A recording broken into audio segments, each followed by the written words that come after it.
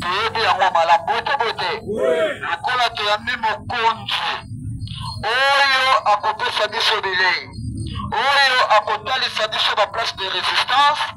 yeba yango mokonzi ya barésistance nyonso ya kongo mobimba azali bote bote ye nde moto aza mokonzi ya baplace ya barésistance nyonso te alors mpona kozwa ntan ya kose présente boyoki moto bametendire ye na mwana mboka kadiamba kala mingi tafokoma mais oyo nyonso totikali résistance yeba kozali na mosala na ya bote bote ye nde toyebi ndenge tokobeta masolo ya kolosi bote bote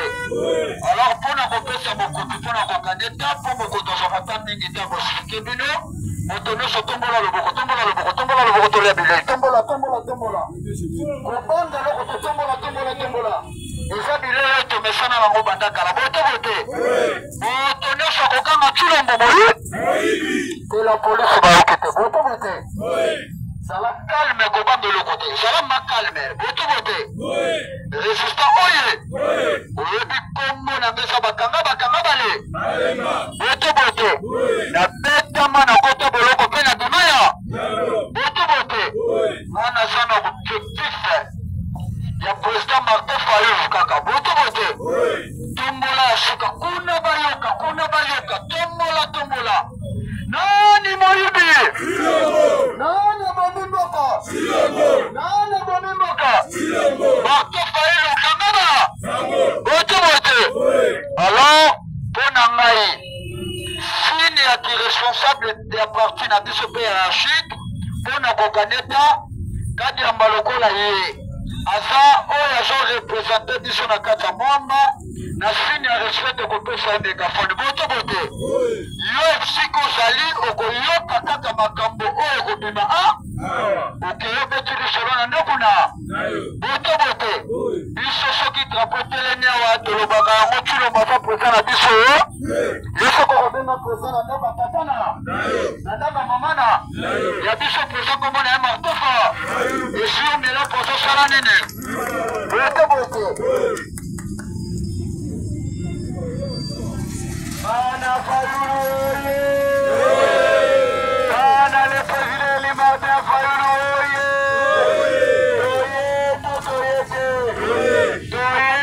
toyeke nani mokonzi ya Kongo nani mokonzi ya Kongo nani mokonzi ya Kongo ebe Kongola oye madele abakongo Fayulu alobi loko bange lokozi mabele abakongo Fayulu alobi loko bange lokozi mabele abakongo Fayulu alobi loko bange lokozi mabele abakongo Fayulu alobi loko bange lokozi avec SID, l'unité du peuple congolais. Avec SID, le Congo fort et prospère. Avec SID, c'est possible. Congo et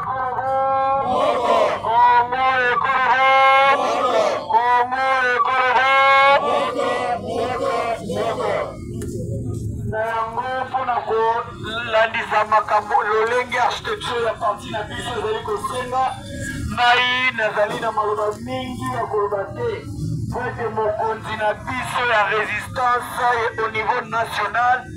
Daniel Lopini azali ici présent na yango nalingi nabenga mokonzi na ngai na niveau ya résistance secrétaire national en charge ya résistance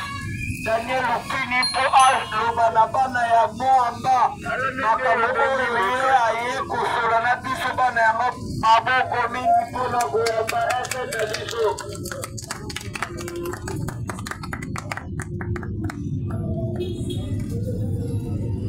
Fayulu oye bana ya Kongo oye tokopanga to tokobangisa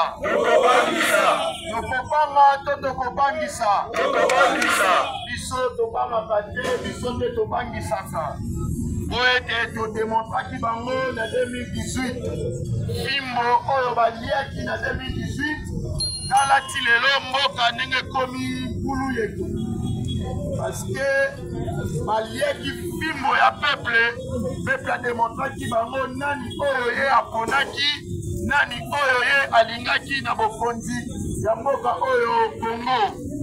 barespectaki yango te metala lelo ndenge nini mboka ekomi message ezali ya mingi te message ezali mingi mpona biso barésistant baoyo bayebinga te na kombo na ngai mwana ya mboka Daniel Lupini nazali secrétaire national ya résistance donc nazali adjoint ya bajogo na jeunesse mais responsable ya résistance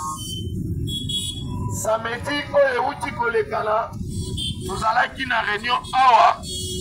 na barésistant presque nyonso ya Moamba parce que nga moko mpe nazali mwana ya Moamba esengaki ke tomeka ko-organiser résistance na niveau ya Moamba parce que makambo elalaki mwa mingi yango ete toyaki toinforme bino mwana mboka na kombo ya Kadiamba moto akomi coordonnateur awa ya résistance na niveau ya Moamba akozala suivi na des adjoints na ye bokoyeba bango semaine oyo toza kobanda bango misato bakoyeba na koforme komite ya résistance na niveau ya Moamba yango tosengaki na bandeko nyonso bameka kotravaye na bango elongo tose soutenir po ete kosala na kati ya résistance ezali miseki te esengaka bomoko parce sa bomoko moye tokoba na komba na biso ezali te totika nanu bagegere na biso totiango pembeni tosangani torestructure résistance na niveau ya Moamba po ete tokoba elongo parce que Moamba oyo epele ya bamarshe na biso tobandaki kobandango na niveau ya Moamba mpe boyebi nini oyo Moamba epesaki ndeko na biso Davin akufa na marshe oyo biso toorganizaki awa na Moamba boyebi mpe nini oyo esalaki lelo Moamba ekomi na incapacité ya koreunir bato mpona nini parce que résistance elembi parce que résistance ezali structuré malamu te tozali na oyo babengi matinée politique na biso ya résistance oyo tokosala yango le 16 juillet bongo matinée yango tokokende bongo oya kokende bongo ezali te esengelaki eke tolia tosangana tosolola na niveau ya Moamba après avoir structuré Moamba nde tokende na makambo oyo biso esengeli tokende na bitumba na biso ezali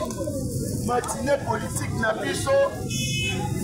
oyo il faut tosala na mois de juillet. Toyokana s'il vous plaît.